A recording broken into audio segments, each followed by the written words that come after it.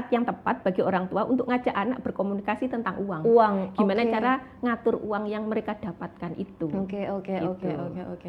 Jadi mindset itu yang benar-benar harus ditekankan juga ke anak-anak bahwa apa yang diberikan ke kita itu sebenarnya ada sebagian kecil hak orang lain.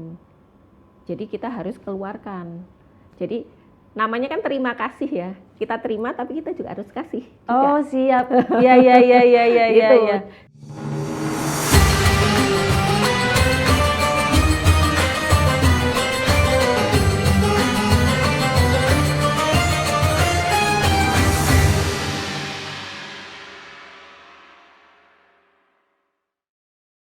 Assalamualaikum warahmatullahi wabarakatuh. Selamat datang di program Ramadan Wanita dan Islam bersama Heftis Suud. Hari ini Studio Tribun Network sedang kedatangan perencana keuangan keluarga Ibu Mimin Susanto. Terima kasih. Selamat datang Ibu. Terima kasih sudah diundang lagi. Iya, memang sengaja mengundang Bu Mimin. Oh ini. iya. Karena sebentar lagi kita mau berlebaran gitu ya. Dan saat lebaran ini ada momen seru, yaitu adalah unjung-unjung gitu. Atau kalau di Malangan itu nyebutnya galak gampil gitu ya. Karena biasanya kan kalau waktu unjung-unjung ini kayak momen istimewa gitu ya, terutama buat para bocil-bocil. Karena setiap mereka berkunjung ke rumah-rumah itu mereka pasti dapat sangu, dapat angpau lebaran. Isinya uang. Nah, ini saya mau tanya nih ke Bu Mimin. Ketika anak sekecil itu gitu ya, mereka mendapatkan uang lebaran gitu ya, yang jumlahnya mungkin nggak sedikit ya, karena kan mereka berkunjungnya ke banyak rumah dan mereka dapat angpau gitu. Itu apakah ketika mereka menerima uang lebaran, itu sebagai orang tua, itu kita harus bersikap gimana sih Ibu? Apakah terserah wes karena itu uang mereka gitu, toh ini lebaran juga sembarang gitu, atau kita disetor ke orang tua gitu. Setor ke kakaknya juga boleh. Itu sebaiknya gimana Bu Mimin? Oke. Jadi memang momen lebaran itu kan saat yang ditunggu-tunggu ya sama anak-anak, karena mereka akan mendapatkan angpau lebaran, salam tempel. Dan itu enggak ada salahnya, dan itu menurutku tradisi yang cukup bagus ya, agar anak-anak ini semangat untuk silaturahmi. Memang kalau yang paling gampang dimengerti bagi anak-anak itu kan memang hal-hal yang transaksional seperti itu. Aku berkunjung ke sini biasanya nanti dapat segini kayak gitu. Itu sih nggak ada salahnya, karena nanti pasti dengan berjalannya waktu mereka akan ngerti sendiri ya. Cuman kan untuk membuat habit dan semangat mereka untuk berkunjung dan bersilaturahmi ke saudara-saudara, tetangga dan orang tua itu kan memang butuh istilah insentif ya. Anggap aja ada insentif. Memang walaupun per kunjungan itu mungkin sedikit, tapi karena banyak yang dikunjungi, akhirnya total yang didapat juga lumayan banyak. Sedikit lalu menjadi bukit. Iya betul. Nah, di momen ini sebenarnya waktu yang cukup pas ya bagi orang tua untuk mulai mengajarkan gimana mereka mengatur uang. Karena ini kan seakan-akan adalah masa mereka untuk mendapatkan income kan. Anggap aja itu adalah masa mereka mendapatkan income gitu berpenghasilan kan. Berpenghasilan, ini ya. Iya. Nah, ini momen yang sangat baik bagi orang tua untuk ngajarin apa yang akan dilakukan dengan uang yang sudah dia dapatkan. Nah, kalau kita masih ingat ya pembicaraan kita yang sebelum-sebelumnya bahwa ketika kita mendapatkan income, kita bisa membagi ke dalam 4 hal besar gitu kan. Yang pertama 10% itu untuk sodako, infak, dan sodako, infak, dan apa itu ya? Itulah ya. Kegiatan amal gitu kegiatan amal ya. Kemudian yang 20% untuk tabungan.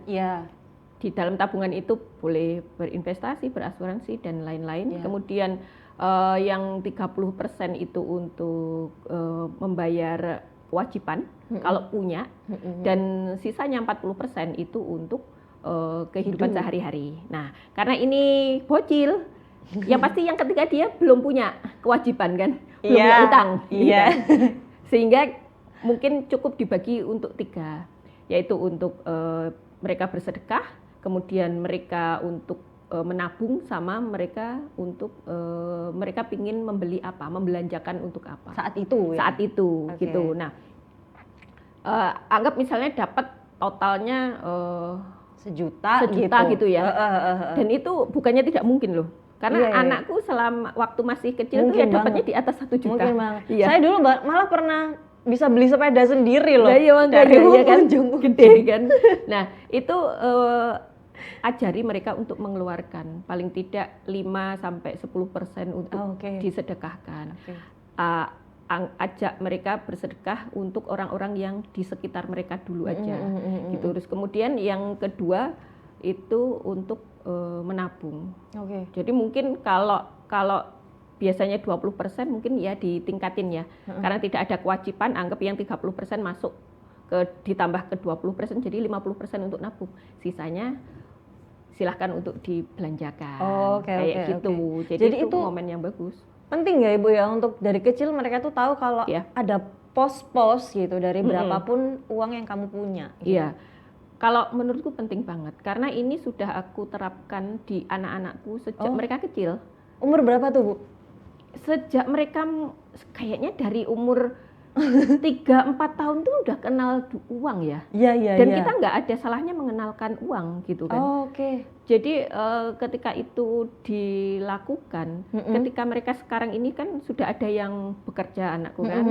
Nah itu sudah terbiasa menabung. Yang sekarang kuliah pun ya sudah terbiasa untuk menabung kayak gitu. Jadi sudah tidak lagi susah untuk ngajari mereka pentingnya menabung karena kan sudah terbiasa dari kecil mereka menabung. Mindsetnya itu ya kayaknya saat penting itu. Jadi ketika mereka dapat income, mereka mendapatkan dana, mereka langsung bagi-bagi. Nah sisanya itu baru yang mereka bisa belanjakan untuk mau beli mainan, makanan atau keinginan mereka itu apa kayak gitu, terserah. Nah itu kalau untuk anak-anak itu kalau sebelumnya kan kita sempat ngobrol ya soal perencanaan keuangan keluarga gitu ya. Itu perlu kayak kamu punya berapa, terus dipakai apa, sisanya berapa itu kan perlu dicatat nih Bu. Nah kalau untuk anak-anak apakah mereka juga perlu nih untuk melakukan pencatatan anggaran gitu ya apa namanya? Sebenarnya kalau melakukan pencatatan anggaran sih enggak usah ya. Cuman secara teknis mungkin nanti ketika mereka sudah selesai nih, biasanya ujungnya kan berapa hari gitu ya. Kita ajak untuk ngumpulin. Jadi selama dapat selama berkunjung itu mereka kumpulin di satu tempat, mungkin ada dompet besar kayak gitu ya. Kemudian kita ajak untuk menghitung bersama, ditata uangnya dan dihitung berapa besarnya. Ya kan, dari situ mereka kan juga mulai belajar juga untuk kalau masih kecil banget mungkin kan dia akan belajar mengenal mata uang kan. Mana yang nilainya besar dan kecil kayak gitu mungkin dikelompok-kelompokkan dan dihitung kayak gitu. Nah, setelah dihitung kemudian mulai mereka langsung secara fisik kan bisa menyisihkan sekian persen untuk disedekahkan, kemudian yang sekian persen untuk ditabung dan sekian persen yang mereka bisa gunakan untuk belanja. Mereka pakai untuk mereka pingin beli apa kayak gitu. Ternyata ini ya manfaatnya banyak ya dari uang ujung-ujung itu ya. Iya, biar nggak gitu aja gitu loh. Biar tidak berlalu begitu aja. Iya. Jadi kayak bisa sekalian ngajarin anak mengenal mata uang, cara menghitung keuangannya seperti apa gitu. Dan kayaknya itu seperti yang Bu Mimin bilang tadi karena sudah dipraktekkan ke putra-putrinya Bu Mimin gitu ya. Jadi itu mindsetnya dari kecil kalau sudah kebentuk, dewasanya mereka akan dengan mudah gitu ya untuk nabung. Karena udah terbiasa. Iya. Paling nggak mereka tahu, oh aku punya segini, aku perlu ini, aku segini tak tabung, segini buat sedekah gitu ya. Betul. Keren, berarti ini kesempatan ya buat Bapak Ibu di rumah untuk ngajarin anak-anak tentang pentingnya mengatur keuangan sejak dini gitu ya. Sejak umur 3 tahun tadi Mbak malah ya. Iya, terserah sih, setiap anak kan beda ya. Dan kadang ada orang tua yang merasa kalau anak masih kecil nggak usah ngerti uang kayak gitu ya, kan biasanya ada yang kayak gitu, takutnya nanti matre. Ya tapi kan itu semua inian sendiri-sendiri. Kalau saya secara pribadi gimana cara orang tua untuk menjelaskan ke anak-anaknya itu tadi ya gitu. Nah karena kan memang ada gitu ya orang tua yang kayak masih kecil kayaknya mereka nggak usah tahu duit deh gitu. Nah akhirnya terus dapatnya ujung-ujung atau angpau lebarannya itu disimpenin sama orang tua. Nah itu gimana tuh Bu Mimin kalau untuk apa ya menjelaskannya gitu? Karena kalau setahu saya ketika uang itu terus dibawain ke orang tua, kayak anak itu bertanya-tanya gitu loh, uangku ini di mana ya, berapa ya, terus siapa ya, kayak gitu. Itu gimana sebaiknya orang tua menjelaskan? Sebaiknya orang tua juga mengkomunikasikan ya. Jadi kalau misalnya ternyata tadi bagian untuk tabungan itu ditabung ke orang tua, ya dijelaskan aja bahwa memang ini dititipin ke orang tua. Nanti someday, dan kalau bisa dicatat, nanti someday kalau misalnya mereka butuh, misalnya nih kalau hari sekarang kan butuhnya kan kayak HP, laptop, atau tab, atau untuk kebutuhan mereka pendidikan dan lain-lain kan bisa dikeluarkan dari situ kayak gitu. Jadi nggak ada salahnya karena dari situ nanti ada rasa percaya anak kepada orang tua kan, misalnya lebih percaya bahwa penting sih itu ya. Bahwa dana yang dititipkan ke orang tua ini nggak diselewengkan. Kayak gitu. Dan itu menurutku bagus banget untuk mental mereka sih. Oke, jadi harus dijelaskan ya, walaupun mungkin mereka belum tahu-tahu banget soal duit gitu ya. Jadi nggak bisa nih tiba-tiba kayak dapat angpau karena merasa anaknya masih kecil, lalu terus ya sudah disimpan aja gitu dan nggak ada komunikasi sama sekali ya Bu Mimin. Kan bisa sebenarnya kan ketika habis dihitung dan kemudian disimpan oleh orang tua kan suatu saat kan butuh beli sesuatu yang mungkin nilainya besar. Karena kalau aku ya kebiasaan kalau nilai misalnya mainan itu nilainya cukup besar, kita diskusi gimana cara memenuhi untuk pembelian ini kayak gitu. Aku udah terbiasa kayak gitu sih. Jadi mereka tidak menggampangkan bahwa semua kan harus dipenuhi orang tua kayak gitu kan. Karena ada bapak ibu. Ya, memang itu kewajiban orang tua. Tapi kan kita tidak ada salahnya untuk mengajak diskusi ke anak kan. Kemudian kan mereka, nah ini misalnya contoh membeli mainan PS misalnya. Nah kan ketika nilainya cukup besar karena di atas 1 juta pastinya. Ya berarti kan kita mau memenuhinya dari mana? Dari tabunganmu. Atau dari mana kalau ada kekurangan gimana cara memenuhinya? Dimension lagi ya? Iya, kayak gitu. Sehingga mereka akan menghargai setiap jerih payah mereka dan menghargai orang tua dan menghargai barang yang mereka beli itu. Kayak gitu. Ternyata besar ya manfaatnya ya?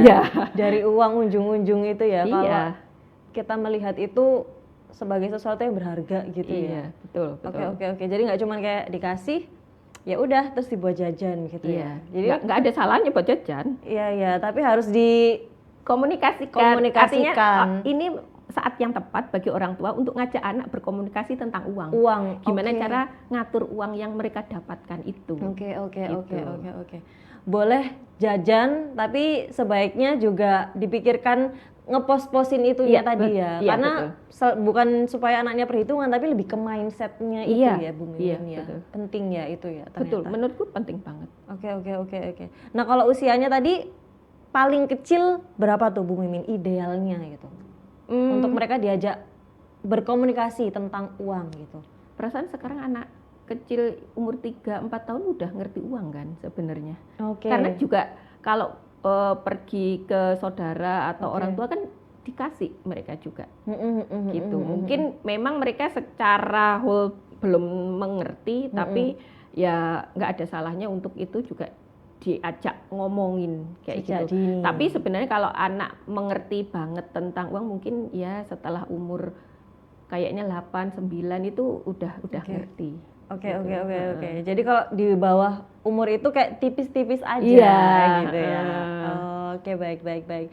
Terus ada gini nggak sih Bu Mimin, kalau dia dari kecil ya dia sudah belajar disiplin gitu ya tentang mengelola keuangannya, apakah itu nanti nggak membuat dia menjadi pelit gitu ketika dia tumbuh dewasa gitu?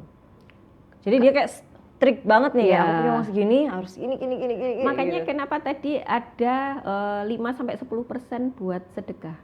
Oh iya. Iya kan, dari situ kan kita juga ngajarin bahwa dari rezeki yang kita terima itu ada bagian orang lain yang harus kita berikan. Nah, dalam hal ini kan sebenarnya kan kalau di Islam kan cuma 2,5% ya, tapi kan tidak ada salahnya kita memperbesar. Yang perlu kita tekankan ke anak-anak bahwa semakin besar kita memberi, maka semakin besar juga yang akan kita terima. Gitu. Jadi mindset itu yang benar-benar harus ditekankan juga ke anak-anak bahwa apa yang diberikan ke kita itu sebenarnya ada sebagian kecil hak orang lain. Jadi kita harus keluarkan. Jadi namanya kan terima kasih ya. Kita terima tapi kita juga harus kasih. Juga. Siap. Iya. Gitu. Sehingga itu tadi walaupun mereka rajin menabung tidak pelit. Gitu karena tadi ada yang mereka memang salah harus satu posnya adalah sedekah 10% dari berapapun yang mereka punya. Gitu. Entah nanti sedekahnya ternyata keluarnya cuman 10.000 atau 5.000, tapi ketika itu sudah 10% dari yang mereka dapatkan itu sudah besar nilainya gitu ya. Iya, betul. Gitu. Baik. Wih, aku langsung, bisa gitu ya ternyata ya. Gitu. Aku kira cuma selama ini ujung-ujung ya udah seremonial aja gitu. Ternyata enggak. Kalau lihat di post IG-ku tahun 2016 itu udah sebenarnya itu kan udah aku lakukan sejak anak-anakku kecil ya. Tapi kan aku terus kemudian kenapa aku tidak share juga kebiasaan ini gitu ya. Aku pernah post itu tahun 2016 tentang ketika mereka habis terima angpau lebaran, kemudian kita bagi-bagi untuk apa kayak gitu. Penting sih itu ya, mindsetnya itu ya yang ditata sejak dini gitu ya. Apalagi kalau anak kita lebih dari satu, itu tambah seru. Seru ya Bu ya? Seru karena kan ngitung bareng, kemudian buat apa, mereka pengen beli apa, kayak gitu, itu seru mereka. Jadi penting ya untuk mereka mengetahui itu sejak dini, mengkomunikasikan uang gitu ya dengan anak-anak sejak dini. Jadi buat para orang tua di rumah, ini kesempatan emas ya untuk membentuk ya Bu Mimin ya, mindset anak-anak tentang uang gitu, mengajak mereka berkomunikasi tentang apa itu uang, harusnya dipakai apa gitu, dan baiknya gimana menyikapi uang gitu ya. Iya, betul.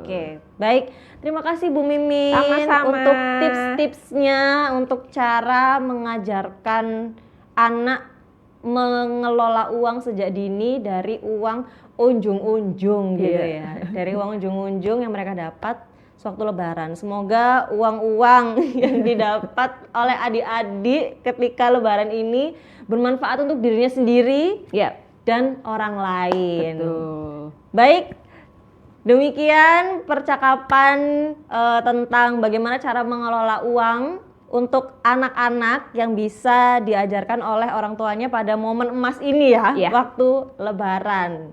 Terima kasih Tribuners yang sudah menonton. Semoga topik hari ini bermanfaat dan sampai ketemu di perbincangan Ramadan Wanita dan Islam lainnya. Saya Heftis dan juga Bu Mimin pamit undur diri. Terima kasih. Wassalamualaikum warahmatullahi wabarakatuh.